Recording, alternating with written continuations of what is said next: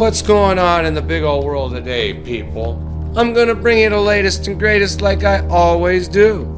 And today we're gonna do a little training session, a little bit of teaching on the Matheson and Hegler zinc factory, LaSalle, Illinois. Pre-1956, Matheson and Hegler met in the School of Mines. In 1857, Matheson and Hegler demonstrated an experiment with local elements. That experiment provided to be very successful, so they decided that they would come to America and look for natural elements. Hegler's father, who was a counselor of New York, encouraged them to come to the USA. They found LaSalle, out of all places, to be their place of choice. The mayor at the time had invited them here.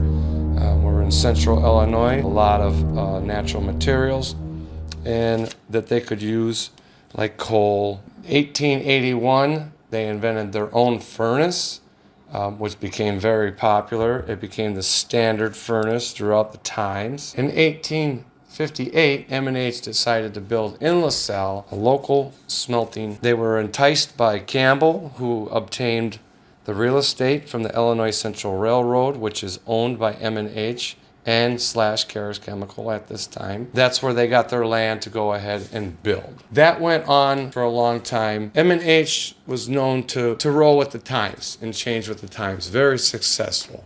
Well, during the Civil War, the zinc smelting slowed down.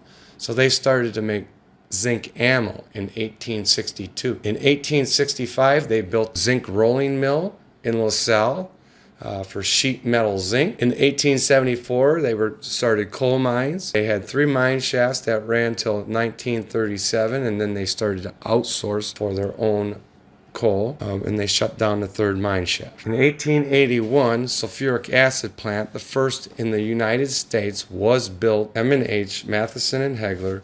Before that time, the sulfur would go out the smokestack. They invented a way to capture that and use sulfuric acid, which is very, very important product for M&H and Carus Chemical. Carus Chemical uses a lot of sulfuric acid. Then we get into Mary and Paul. Mary Hegler and Paul Carus. They were married, wedded in 1888, and this starts another chapter of the story. She ran a lot of the business. Her father had died. She took control. She gave control back to somebody else, but she was still there. She was in the plant. She was running it. And Paul Carus did his own thing. And then we'll get into when Carus Chemical was built.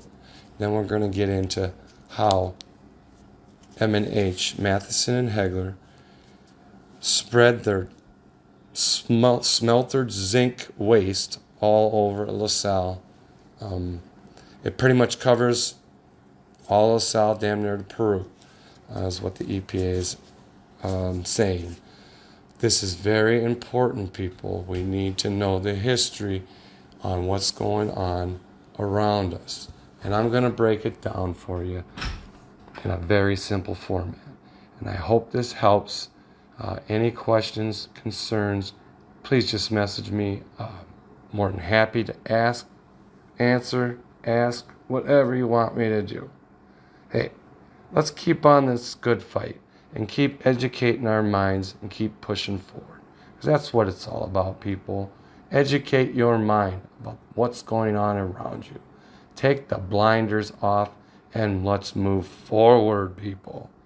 Let's make a movement. Let's make a movement.